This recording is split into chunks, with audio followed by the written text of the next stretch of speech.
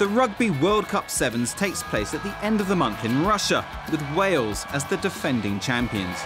Their victory in 2009 was one of the biggest shocks in rugby history. The 80-1 outsiders had to pre-qualify just to reach Dubai.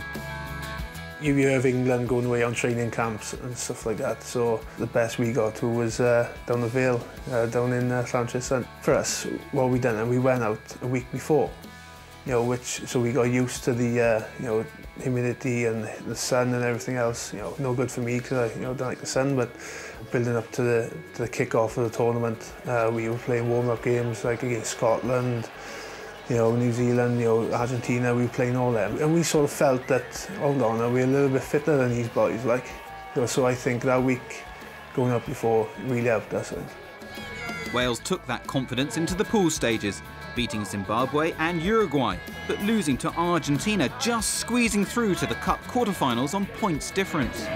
I think after our performances, on day one, we just thought that we're lucky to get through. And obviously, Fiji, New Zealand, Samoa, they all look good. So, we just thought that day two was going to be a massive ask for us.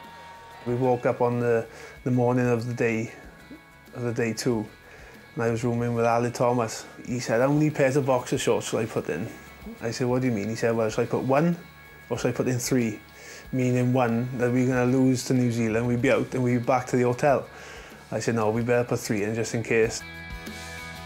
Their opponents were favourites New Zealand. This was new territory for Wales, who'd never reached the knockout stages in a major sevens tournament.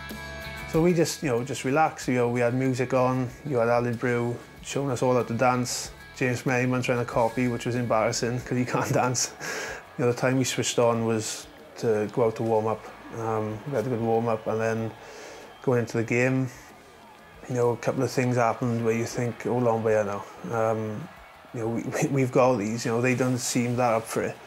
And obviously, in the back of our minds is, we beat them 4 weeks earlier. Tommy Isaacs come on, and he's a little bit of fluky footwork, I think. I don't think he could do it now if he tried.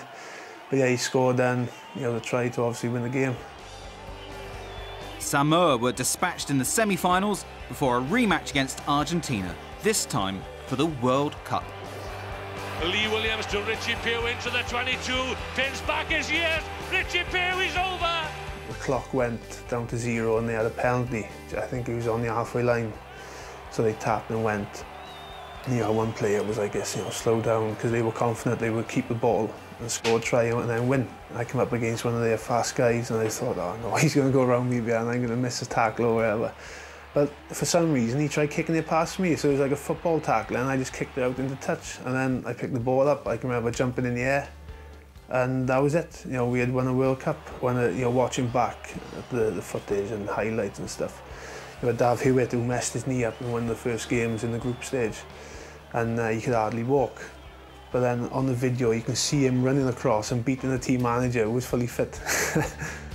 And now, from Her Royal Highness Princess Haya, the Melrose Cup to Lee Beach and Wales. 4 years have just flown by, and even to this day, people still, say, oh, look, you're a World Cup winner or wherever. And it's a little bit embarrassing when the local pubs have done a wall, with all famous people from, the valleys or wherever.